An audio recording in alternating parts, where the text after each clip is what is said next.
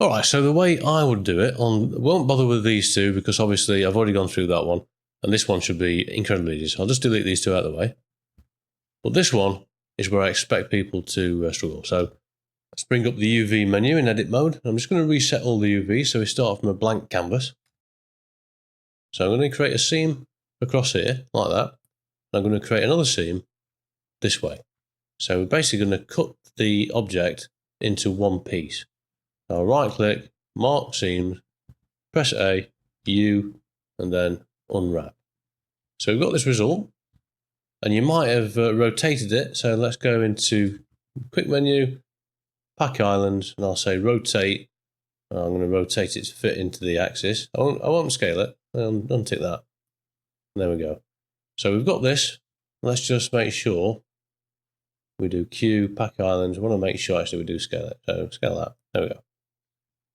So we've got this result, but you can see we've got the faces aren't all moving, the edges are not sort of all straight, which is going to lead to all this wonkiness we're getting on the object.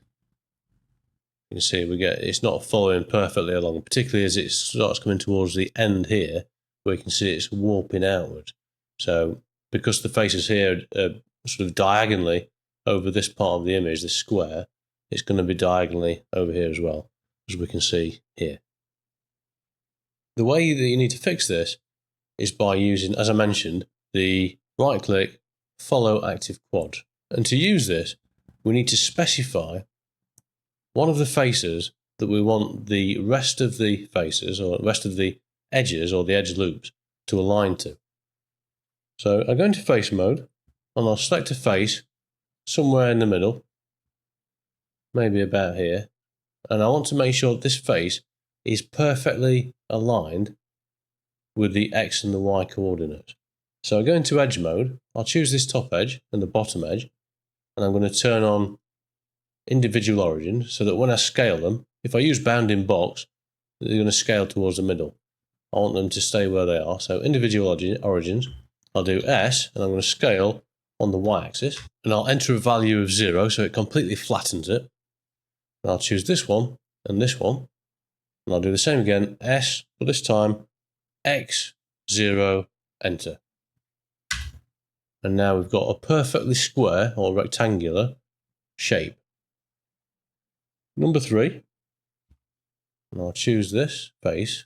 And the reason it has to be completely square, by the way, is because if it was wonky, so let's say I just bring this one back in, this vertex, I'll move this across like that.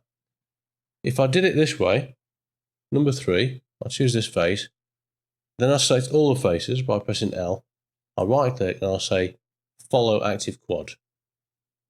You can see what's happened is it's followed, all the edges now follow along with that edge that was wonky. And that's why you need to make sure that it's a complete square. You can see there, it was pointing that way, so they all pointed that way. So undo that. Right, now choose this face, press L, and now we'll do, just zoom out a bit so we can see it. Right click and then follow active quad, and now we've got a perfect result.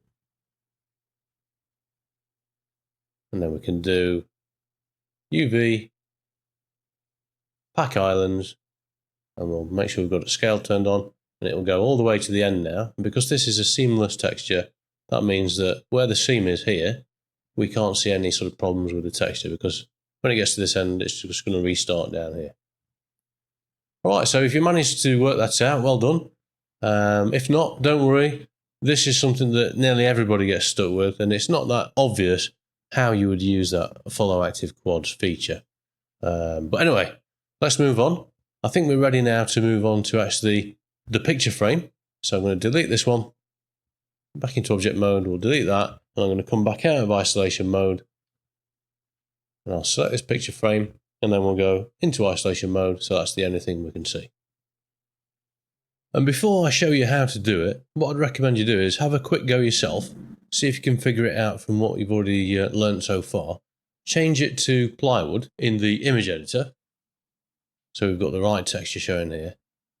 And the trick is you need to split this into as few parts as possible that will allow you to manipulate the individual pieces in a way that you can then control the direction where you need to. So pause the video, have a quick go, and when you're ready, come back and I'll show you how I would do it.